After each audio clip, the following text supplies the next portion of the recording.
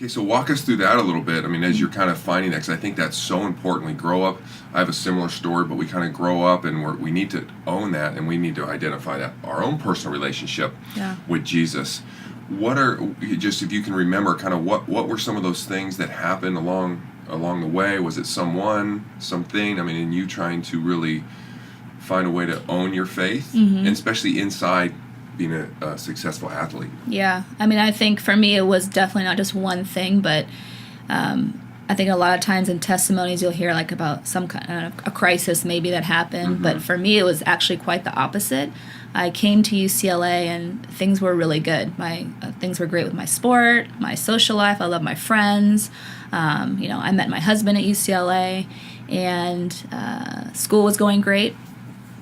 But I had these teammates who were believers, who were Christians, and to me they stood out. And there was something different about them, honestly, and it made me kind of look inward and go, what do I believe about God? What is my relationship to Jesus? I say I'm a Christian, but do I really know what that means? Yeah. And, I really had not made that connection for myself yet. And so being around those teammates, also having people on campus who were serving with campus ministries there, who came alongside me, really helped me to take those steps towards my own faith and owning it for myself. And the end of my freshman year was when I prayed to receive Christ.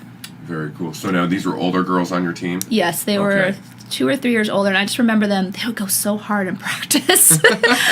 and they would go on runs for fun. And I'm like, that does not sound like fun. But they just were really sold out, not only in their faith, but in their sport. I mean, they were the hardest workers by far. And they weren't necessarily the best players, but that stood out to me.